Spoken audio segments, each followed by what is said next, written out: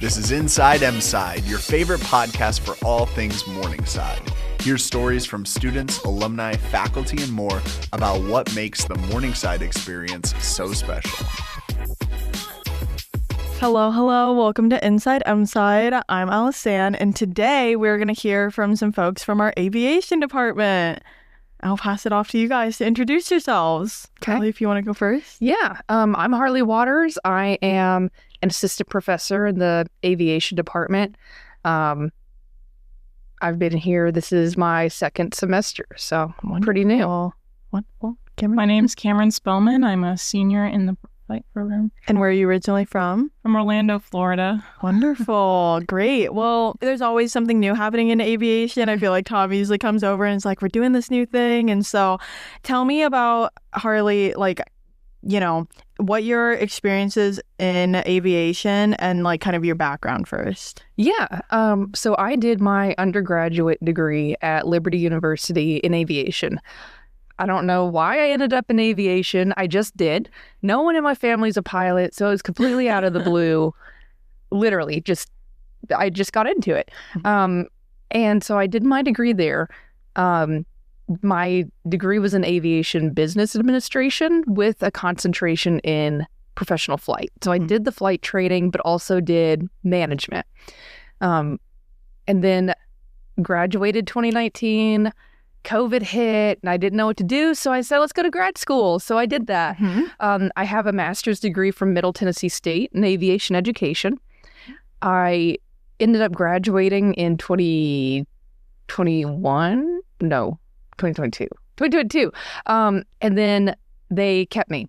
And they kept me up until last year. So I was a professor down there, teaching lots of different things, and I've always loved the teaching aspect of it. So now I get to combine this passion with aviation with my passion for teaching, and they work together now. Wonderful. And it's great. Yeah. And then how did you end up at Morningside? Well, so really it is because my husband graduated with his PhD. And so when he was done with that, we were kind of like, okay, what are we going to do now? What's the next chapter? And it just happened to be in Iowa. I saw an ad for the professor position in the University Aviation Association magazine. And I was already, I think, 2 weeks beyond the application deadline. And I said, why not? I'll try anyways. This looks like a really cool place. And sure enough, 3 days later, I got a call from Tom. So wonderful. It just worked out. It just worked out. It's, again, one of those things that just happened out of the blue. Yeah, love it. And Cameron, how did you end up at Morningside with aviation, all of it? Yeah, so when I originally came, I toured the program when I was a junior in high school, and there was no aviation program since we're only 3 years in. So I ended up choosing another university to take it on, and when Morningside not reached out, but they posted about their aviation program finally going, and I was ready to just kind of start new and really like the atmosphere at Morningside. Love it. And then, through your education, what have been some of your favorite parts, favorite classes that you've had at Morningside?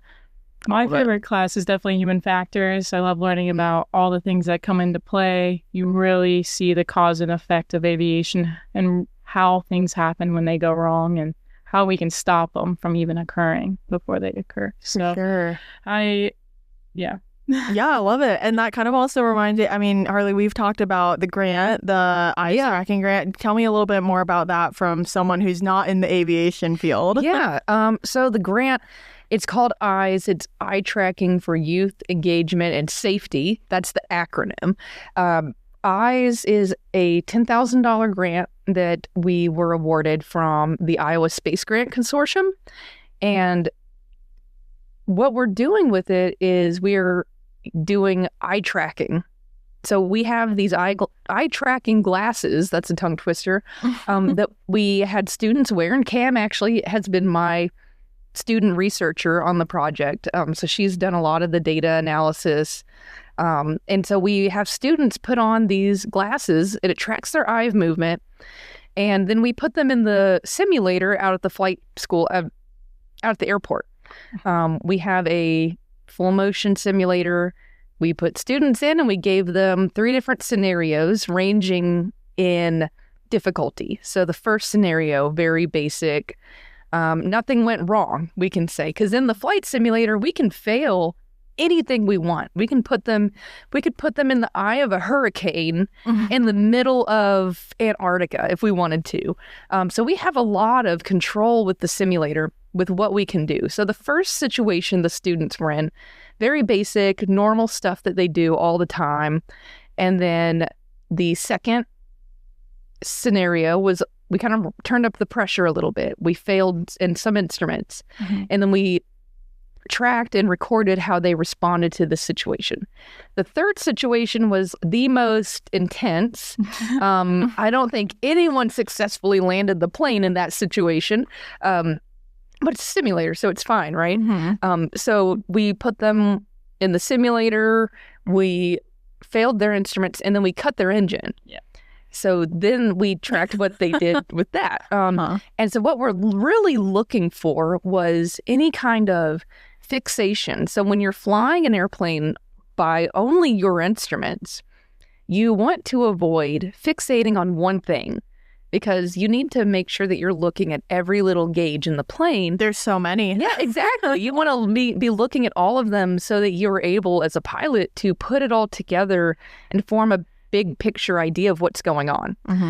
When you're flying an instrument, I don't know if I mentioned this, but you can't see out of the plane. Like, you can't see the ground or anything. So you don't even know which way is up or down. Your body's lying. Yeah, your body can lie to you and tell you you're flying upside down when you're not. It gets crazy. So we're using the eye tracking to monitor students in these situations and looking at their performance and how their eyes track these instruments. And we're really looking at how stress was affecting their instrument scan, what we call a scan, how they're looking at the instruments and interpolating that data. So that's really what we did with the eye tracking. We had a whole night where that's all the students did was they came in, we put them in the eye tracking, and that for hours, right? Like, we just had one student after another. We gave them pizza because students will do anything for free pizza, right? Like, they're starving. So they came out, had pizza, and then we had them each do these scenarios, and we did them back to back to back. And now we're kind of analyzing that data. Cam's really leading the way with analyzing the data, so she can speak more to kind of where she's at with that. Yeah, really we're looking at narrowing down if there was any patterns that we're seeing, like if one of the instruments were obviously omitted, which means that you are not scanning it, you're not aware of it quite. And then the fixation, I think we definitely saw a little bit of that. It's just they got a little too focused on something, but we got them in the beginning, and the more aware you become, a lot of this is awareness. Then you can correct it. Got you. And that's the thing, right? We're trying to make aviation safer for not just our students, but for everyone.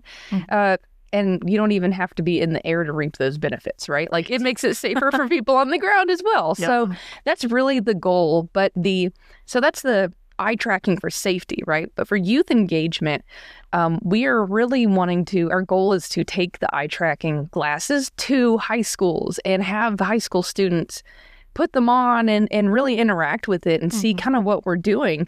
So that's really the youth engagement, is to try and get students at the high school level, or really any level, to really just get excited about research and aviation and those two things together. And then Cameron, about the data and the research, I mean, what are the findings? How can you apply those?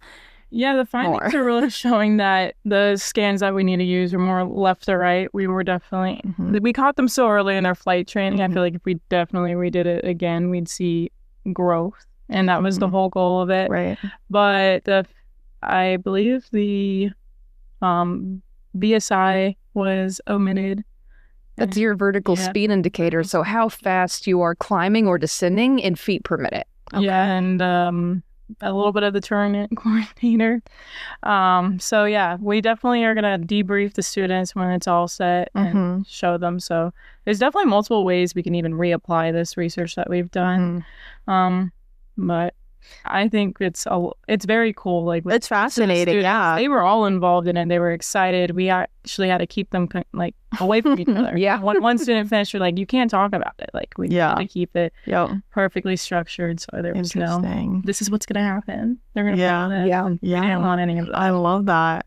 And now that we have the glasses, we can apply it to so many different things, and we can get students in the future really excited about research and get them doing hands-on human factors research Right. that is just a lot of students don't get that opportunity, especially in aviation. It's fly, fly, fly, fly, fly.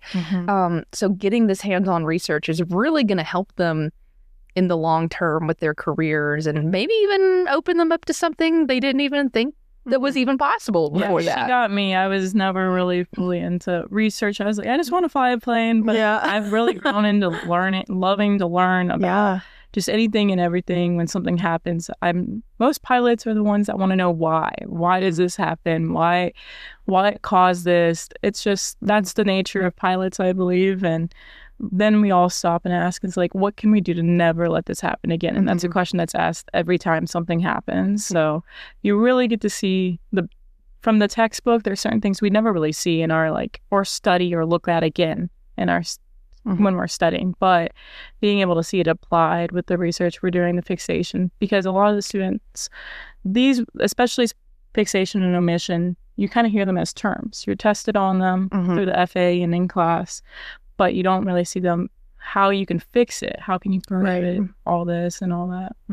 I love it. One of the things Harley mentioned was like the hands-on portion of it, and I think both of you can speak to this. Like the aviation department is probably maybe the most hands-on out of any, tell me about flying, getting up in the air. I've heard that you do it like right away. That's terrifying to me, but I'm super interested in you get students up in the air very quickly. So Have you been in the air yet? I haven't. We need to do that. You need to come out and we'll get you in the air. We should film that. Oh boy. But for me, when I was flying, it's exhilarating. Like, it is so hands-on. And you're here at Morningside, you're flying, day one, basically, like first day of school. You want to get in a plane? We're going to make that happen. A lot of other schools, you're on a wait list for maybe a semester or maybe even a whole year. And here at Morningside, we have the flexibility. If you want to fly first day, come on in. We're going to do it. We're going to get it done, right? It's very hands-on. What you're learning in the classroom, it's not just something that, okay, I need to cram this into my brain for a test, take the test, and then it goes into like the mental shredder, right? This is stuff that you are going to be using every time you get in a plane. It's going to make you a safer pilot. It's going to be just applicable. Everything is applicable. We're a very application-based field. Right. So from that point of view, I can't think of anything that's more applicable. I really can't. It's just really You can interesting. see it in the classroom. You learn something, and then in 3 days, you're applying it. It's constant learning and applying and seeing how you're picking it up and just mastering it. That's the whole goal, is getting everything from rote memorization, which is just knowing the facts, to being able to apply it and then become automated and just be able to naturally do it. But it's the one thing that you can really see day in and day out that you're getting to do. A lot of degrees, you have to stay in the classroom for 4 years. You don't get to go in the field. You don't get to apply the knowledge yet. Where we're very lucky with aviation. You do it along the way. It's part of the journey. I always I always compare it to like med school. We start med school our first day of college. We're automatically in the classroom, and then we're applying it and everything like that. It just comes a little early at 18. Yeah. And that's the thing. I'm like, oh my gosh, like when I was 18, even now I'm like, that's crazy to me that they fly a plane so quickly. But I think it's one of the benefits of the program that I know Tom has stressed and your department has stressed, is that we have the capacity for students to get in and start right away. So I just think that's really awesome. Long-term goals, Cameron, what are you wanting to do after? You said you're a senior. Yeah. What do you want to do after graduation? So after graduation, I'll probably be here for another year or so, building my hours to go to the airlines. And hopefully the goal would be newly, because of our professor over here, she's got me into looking at the master programs and looking into doing the accident investigation. That's something that I've loved learning about, even though it might for people out to hear that, like, oh, she's just learning about crashes all the time. But that's how you learn in aviation. You learn from other people, so like, you do not do that mistake, because it does not happen again is my rule. You don't replicate accidents. Yeah. And then I want to work for the FAA, do the crash investigating through them, and if NTSB can pick me up, that would be great. I love it. Harley, about like when it comes to teaching, like what's some of the rewarding parts? What are some of the things you look forward to in the aviation industry? Well, being at Morningside now, the highlight for me is getting to know my students individually. I get to know my students, which is just so fulfilling for me. But for me, like in the classroom, it's the light bulb moments where I'm explaining something. I might be talking about the lift equation. People are like, what are you even talking about? Even Cam's like, what are you talking about? And then when I'm explaining it and I see a student struggling, they're looking at me with that look of like, I hear what you're saying, but it doesn't mean anything yet. And then you see a light bulb like, oh, that's why in the plane, when I lift the nose up, this is what's happening to lift. I'm increasing lift. And so these light bulb moments where something clicks and they now understand, I know why I'm doing what I'm doing in the plane. It makes sense now. Those moments to me, those are like pieces of gold. Like that is priceless to me, seeing those light bulb moments.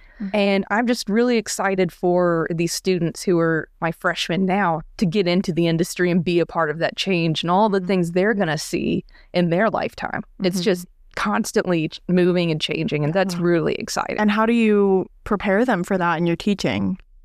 Just for me, trying to stay on top of what's happening in the industry. I teach as closely as I can to what they're going to be doing out in the real world. Right. So an example of that is instrument charts.